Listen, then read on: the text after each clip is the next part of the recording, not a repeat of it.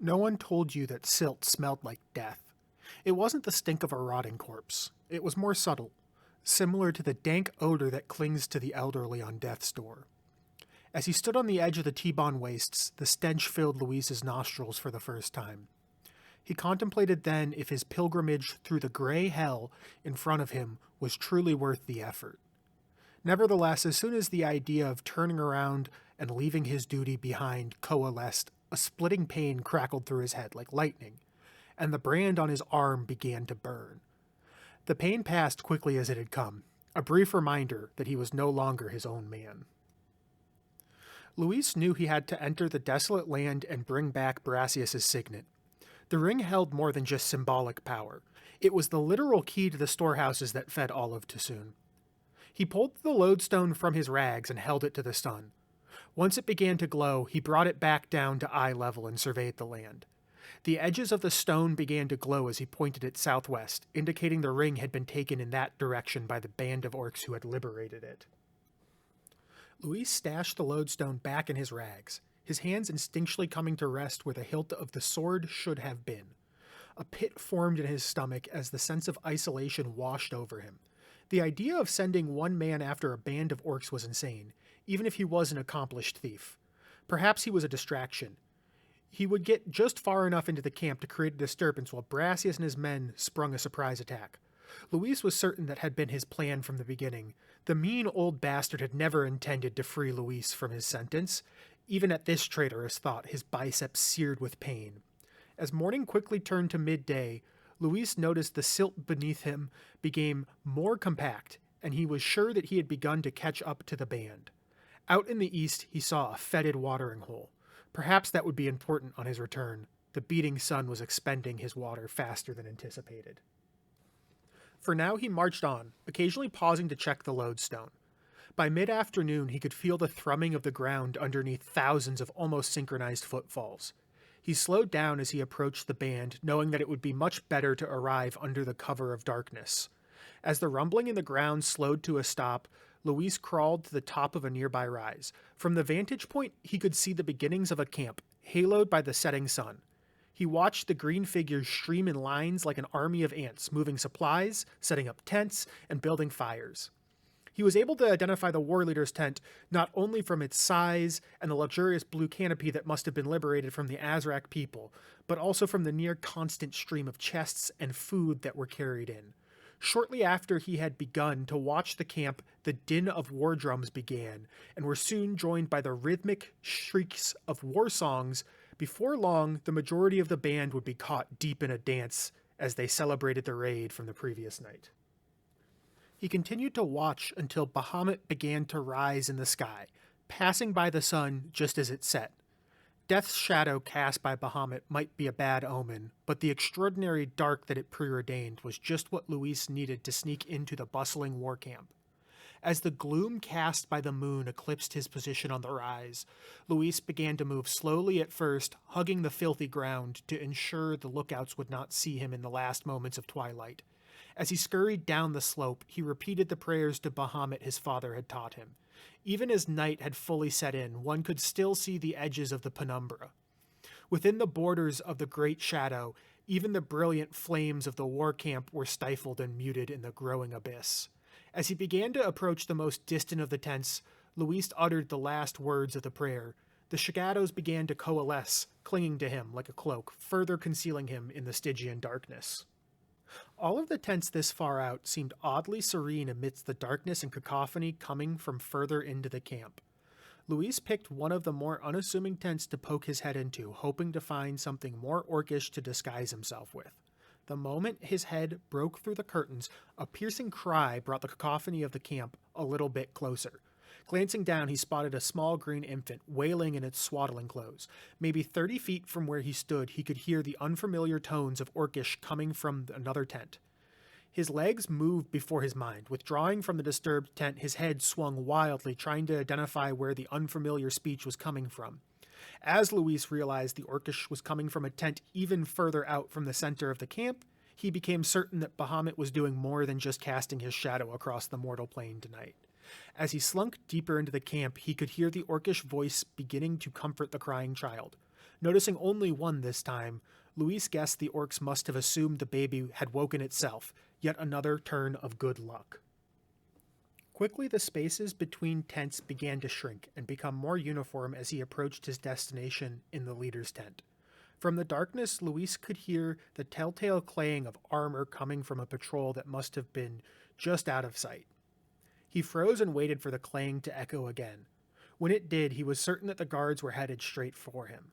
He pressed himself into the dancing shadows cast by the bonfire deeper in and melted into the umbral void. There he stared into the night, waiting for the armored green brutes to emerge and pass by him.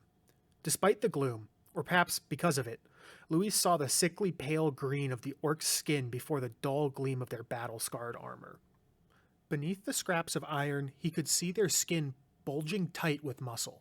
The two towering figures seemed in a jovial mood for having drawn the short straw of patrol duty, although perhaps that was because Luis could smell the liquor even across the 20-foot void between them. He quickly plotted the trajectory of the two in his mind, and figured they would pass within perhaps 10 feet of him if they kept on their path. As they drew even closer, the shorter one on the left pulled out a flask, taking a shallow swig before offering it to his taller companion, who greedily took the vessel, taking 2 large swigs of the liquor before passing it back. In extreme displeasure, the smaller one flung the apparently empty flask into the other's face. Luis looked on in horror as it bounced off and clattered to the ground just in front of him. He let out his breath as he noticed that instead of following the flask, the two had begun to argue. Now was his only chance. Keeping low, he crossed the space between himself and the leader's tent in 5 strides, straight past the 2 belligerent drunkards. As he pushed himself down and under the hem of the tent, he heard a sound of alarm, or perhaps triumph, coming from the larger of the 2 he had left behind. He soon stood up in the lavish tent, littered with fine silks, furs, and chests filled with the spoils of war. In the dim light, Luis couldn't make out any other human forms. He began to scour the tent, opening the closest chest, revealing a horde of daggers. Among them were several of the heavy chopping blades favored by the orcs, a collection of the lithe stilettos used by the Caliphate's assassins, and even a few of the heavily decorated elven blades. Luis slipped one of the stilettos into his rags. Even this act of thievery caused the brand to ache. However, he would rather have a manageable pain than being totally defenseless in the middle of an enemy camp. He moved on, headed in the direction of the sleeping mats in the center of the tent. Next to the pile of bedding, Luis saw something gleaming. Just then, a more distinct sound broke the silence. A war horn echoed across the camp. His icy blood boiled. Without thinking, Luis grabbed the gleam and repeated the mantra, "This is Brassius' signet," in his head, attempting to trick the magic of the brand. A second blast of a horn called again, breaking Luis's concentration and causing the brand to light up in an inferno, in retaliation for his attempted deception. The searing pain brought Luis to his knees. For a moment he sat there in pain before a third and final blast of the horn roused him. Luis looked down at the ring in his hand. Staring back at him was the polished brass face of Brassius. The gleam had been the signet, after all. Triumphantly jumping to his feet, his head hit the oil lamp illuminating the tent, sloshing a jet of burning oil across the top of the tent as well as igniting his hair. The flames on his head were a distant ache compared to the brand. Nevertheless, Luis snuffed the flames on his head out before slinking out the back of the tent as a cacophony of orcish voices and roars began to gather around the newly ignited pyre. Luis emerged from the tent, quickly being engulfed in ardent green flames, perhaps a result of the dye in the canopy. He ran directly into the larger orc he had passed earlier, now standing over the unconscious body of his smaller friend. He was unshaken by the horn blasts, instead turning his attention to the human who had just run directly into him. Letting out a great roar, the orc seized Luis. He began to shout as the camp blistered with movement. The two stood there next to the now roaring inferno, with his arms pinned to his body. Luis began to wiggle his hand, searching for the razor-sharp needle of a blade he had stolen earlier. Once he had finally gained a strong grip on the handle, Luis looked up at his captor, making eye contact for the first time. Elvish eyes, not too different from his own, stared back at him from the orc's visage. The elegant brown eyes had glazed over due to alcohol, but Luis could still see the brute's mind working. His chance to escape would be gone in a moment when the others finally realized who the orc had in his hands. While he tried to find an angle to sink the blade into the orc, an evil idea occurred to the beast. He began to push his captive back towards the leader's tent, at the center of the ever-growing inferno. Frantically moving his legs, Luis tried to resist the monster, but he couldn't manage much. In the moment of struggle, Luis felt Bahamut's guidance. He blindly pushed the stiletto towards the orc, finding purchase in its gut. Luis pressed the blade up to the handle, freeing himself from the vice grip of the beast.